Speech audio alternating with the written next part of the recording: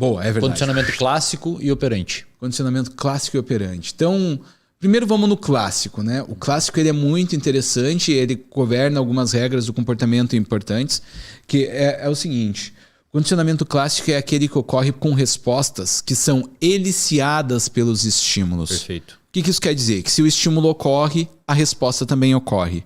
Não é, por exemplo, assim, ó, se eu tô caminhando na rua e as gurizinhas estão jogando bola na rua, a bola vem vindo na minha direção, eu não sou obrigado a chutar essa bola, né? Eu posso chutar ou não.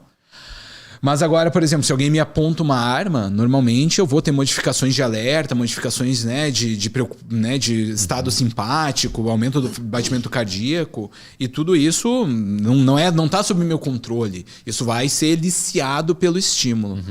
Então, não está sob o controle é uma questão, né, de ser pensado, não está totalmente sob o controle. Mas, dá um exemplo, por exemplo, para a galera. Vou dar um exemplo primeiro do Pavlov, que é o tal do cachorro, né? Por exemplo, você passa na frente de uma... Primeiro com a gente, né? Você passa na frente de uma pizzaria. Você está, né, com uma certa restrição alimentar. Por mais que você, né, esteja ali na vibe de não vou comer pizza, quero manter o shape e tal, o que vai acontecer? Vai ter algumas respostas que vão ser eliciadas, como, por exemplo, a salivação. Só de falar da pizza já me iniciou um pouco de salivação. E essas respostas, elas não são assim, eu posso ou não salivar. Você não controla isso voluntariamente, ou dirigidamente, como eu prefiro falar. Quem controla isso é a parte autonômica do seu sistema nervoso, o seu sistema nervoso visceral, que é o sistema nervoso simpático e parasimpático, principalmente, né? Que controlam isso. Então, se você tem o estímulo, a resposta ocorre. Por exemplo, se eu mostro um bife para um cachorro, esse cachorro tende a ter a resposta de salivação. E eu não preciso explicar, mostrar anteriormente, condicionar o cachorro para isso. Exatamente. O cachorro ele já tem essa resposta incondicionada, ou seja, uma resposta que não foi condicionada. A palavra condicionada, cara, para muita gente é difícil entender. Isso. Seria quase como se fosse associado. Né?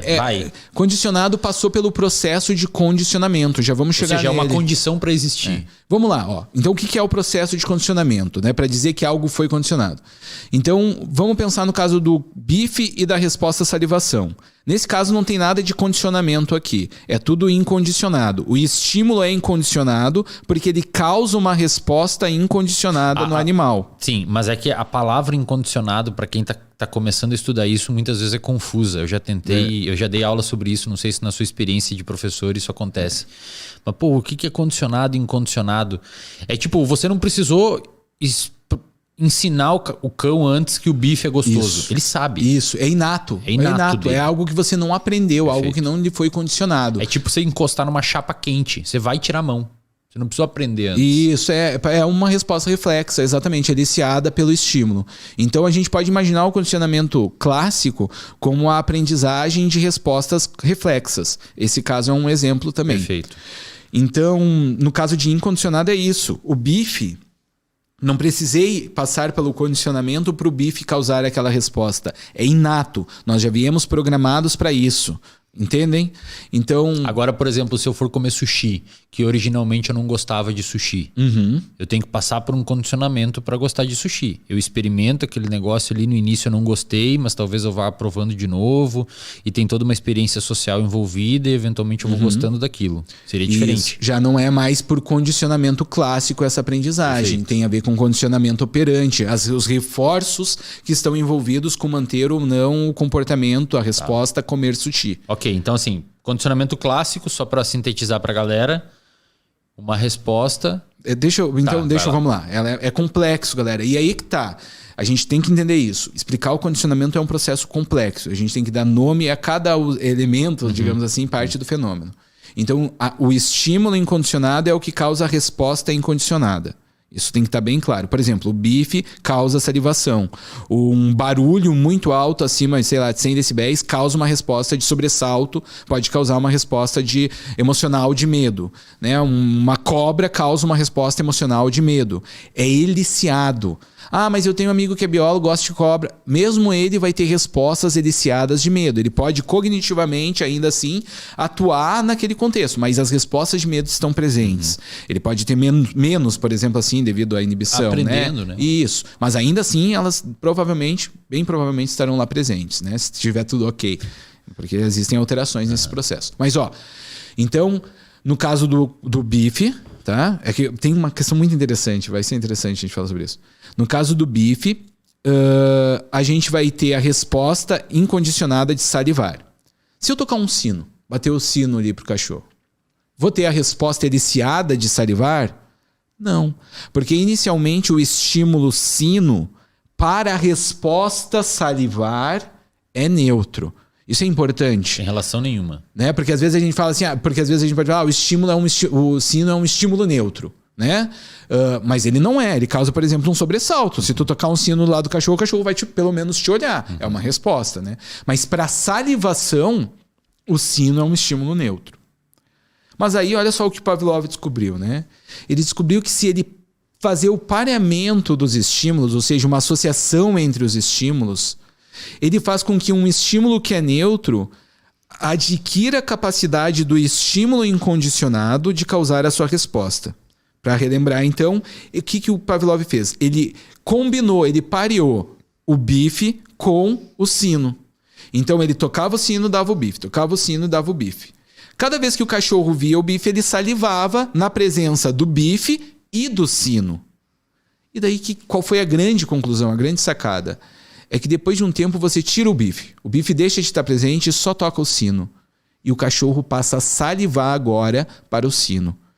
O sino, nesse momento, depois do condicionamento, deixa de ser um estímulo neutro para a resposta à salivação e se torna um estímulo condicionado dessa resposta. Perfeito. E a resposta salivação frente ao sino é uma resposta que foi condicionada. Por isso a gente chama de resposta condicionada. Perfeito. Passou por uma associação, mas inicialmente precisou ter a presença da incondicionada, né, para fazer isso. E obviamente, pessoal, isso tem uma repercussão gigantesca, inclusive na clínica.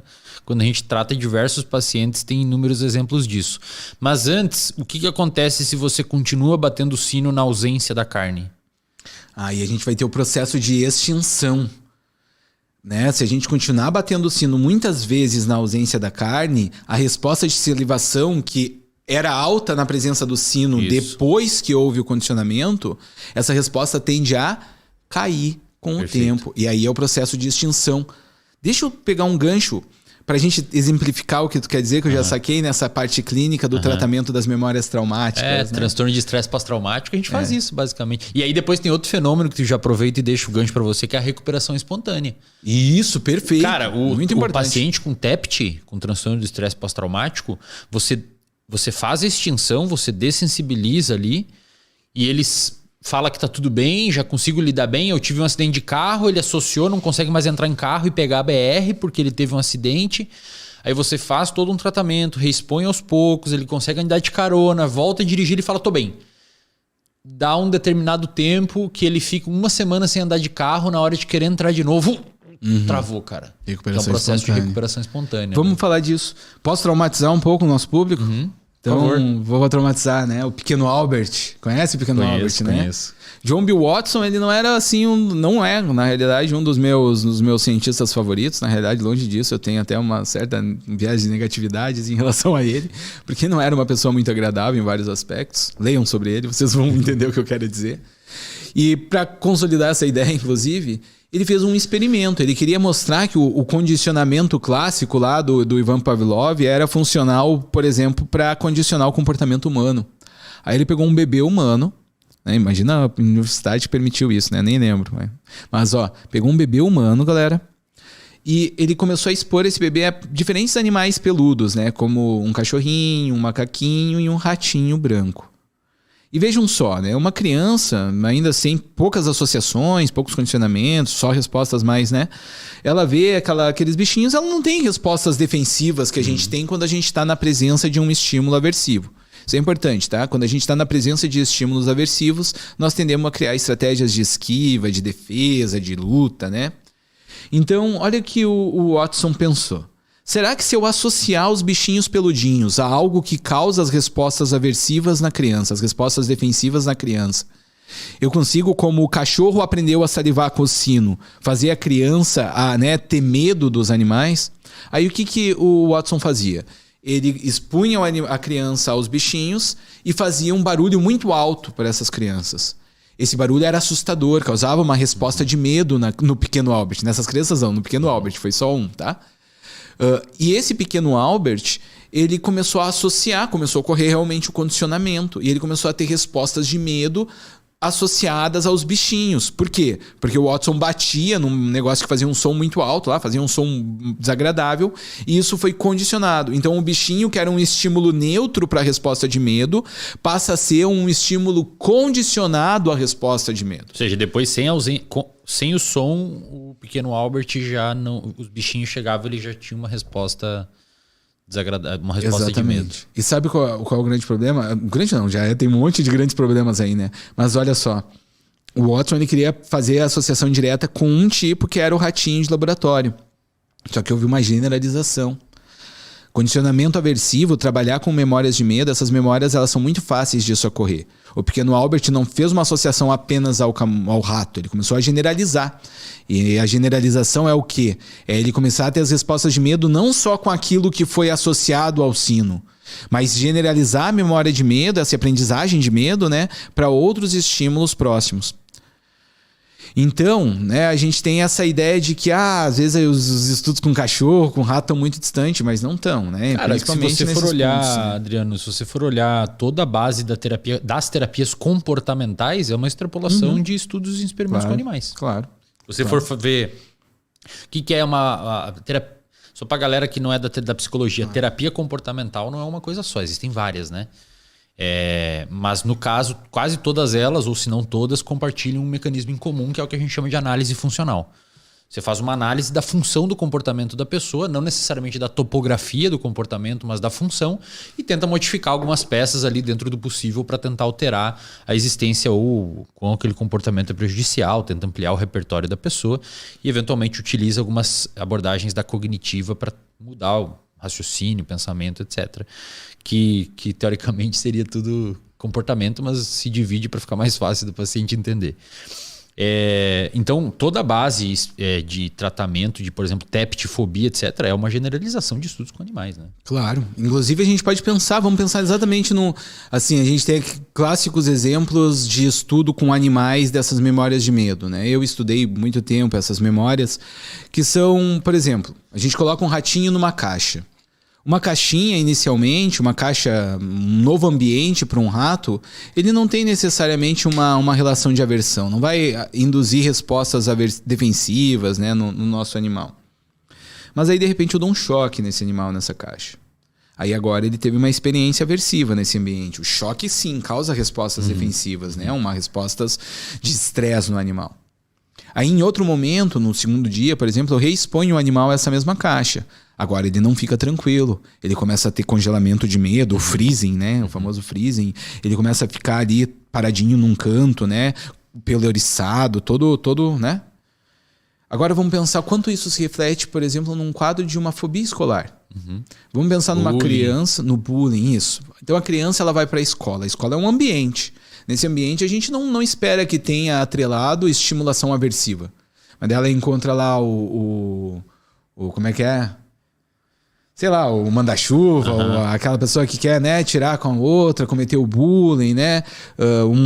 Acaba tendo experiências negativas, sociais, acaba tendo experiências, às vezes, negativas com professores que não entendem muito bem o papel da aprendizagem, querem forçar coisas, agir de algumas formas. E às vezes encontram uma escola, um ambiente desagradável, Institucionalmente, pouco incentivo, tudo às vezes caindo aos pedaços, dependendo do lugar, com pouca infraestrutura. Então, isso vai criando em algumas crianças, né, algumas talvez mais suscetíveis, isso vai criando... Principalmente que não tem um outro ambiente fora dali que faça um contrapeso, claro, né? Que faça um contrapeso, ou que não tenha uma estimulação... Exatamente, isso. Que não tenha um outro set, né? Mas então, isso vai criando uma associação aversiva com o ambiente escolar. Aí a mãe vai percebendo o quê? O que é as respostas frente a um estímulo? A mãe ou o pai, né? Porque também tem grande papel nisso, vamos relembrar, né? Mas o que vai se pensando, né? O que vai se estruturando ali? A criança começa a criar estratégias de não ir para a escola. Ou vai mal nas provas, não estuda. Exatamente. Associa com o estudo, já não gosta de estudar. Até o estudo. Não vou nem mexer nesses livros, porque é o livro que o cara bate lá e derruba no chão, no corredor, né? Enfim. Então vai se criando várias associações e isso vai causando um evitamento e uma esquiva do ambiente escolar e do estudo, né? E daí sim, e nesse aspecto, aí sim não, mas nesse aspecto, a dessensibilização sistemática, ela realmente pode ser útil para induzir a extinção da resposta.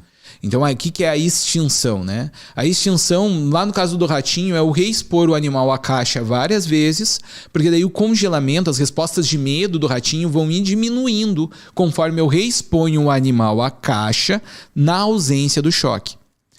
Então, se eu ir reexpondo a criança a aspectos do estudo, da escola, relacionados à escola, mas sem o bullying, sem aquela condição precária, isso pode fazer com que a criança recupere um pouco mais, né? Tire um pouco essa aversão, né? Essa relação aversiva. Mas aí tem o problema que você disse, porque isso foi uma extinção. E a extinção, ela não faz a criança esquecer de tudo negativo que ocorreu com ela. Na realidade, a extinção ela funciona muito mais para diminuir a componente da memória emocional relacionada. Mas a cognitiva está lá, a criança ainda lembra e tal. Então, depois de um tempo, o que pode acontecer? Voltar às respostas emocionais. E isso é a recuperação espontânea. Às vezes isso pode, inclusive, digamos que não tem uma recuperação espontânea e tal, mas no futuro essa criança entra numa faculdade ou mesmo num trabalho que seja um local aversivo para ela porque o chefe é um merda ou porque, enfim, qualquer outra coisa esteja acontecendo ali e, consequentemente, vai ser uma pessoa vulnerável a abrir lá na frente um quadro de ansiedade generalizada ou mesmo depressão, né? Perfeito. Isso mexe, né, no sistema amidalar. Essas memórias de medo, elas dependem de um núcleo, galera. Que é um núcleo, o Ledoux, como disse, é o nosso centro de sobrevivência. A amígdala cerebral, ela detecta as ameaças do ambiente. E se você codifica nessa amígdala cerebral memórias de estímulos que não deveriam ter essa característica aversiva, isso pode ser muito prejudicial na nossa vida. A gente vai chegar na parte molecular da formação de memória. E vamos falar um pouco mais sobre. Então, ok, condicionamento clássico. É isso, é o processo em que nós temos uma resposta eliciada pelo estímulo e que quando esse estímulo que elicia a resposta é associado a um estímulo neutro para essa resposta, ele induz esse estímulo neutro a ter a mesma resposta, tornando esse estímulo neutro num estímulo condicionado. E assim, virtualmente falando, você poderia criar qualquer associação com qualquer coisa. Como, por exemplo, sei lá, superstições, associações de se você fizer uma coisa acontece aquilo. Mudando essas coisinhas, você poderia ensinar uma criança, por exemplo, praticamente qualquer associação.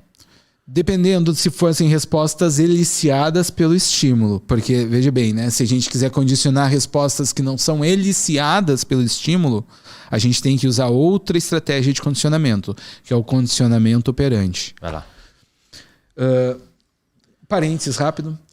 É importante a gente estar ciente desse condicionamento clássico e a resposta ser eliciada pelo estímulo, porque muitas vezes isso pode ser usado de estratégia para causar mal-estares ou sensações desagradáveis com grupos políticos, grupos religiosos. Uma estratégia que os nazistas usavam, por exemplo, era atrelar os judeus a coisas negativas, a assassinos, bandidos, pedófilos. Pessoas com vírus que iriam passar alguma doença. Isso. Então, mesmo que isso é desmentido depois, mesmo que isso fosse desmentido depois, a sensação desagradável associada à palavra judeu, ao contexto, à cultura judia, causa, acaba relacionando uma emoção desagradável em nós. Então isso tem muito a ver com por exemplo, o pânico moral, essa estratégia de tentar demonizar um determinado grupo. Também tem a ver com as memórias implícitas que governam os nossos preconceitos e estereótipos. Então, muitas vezes a gente é associado a coisas negativas com uma determinada etnia, com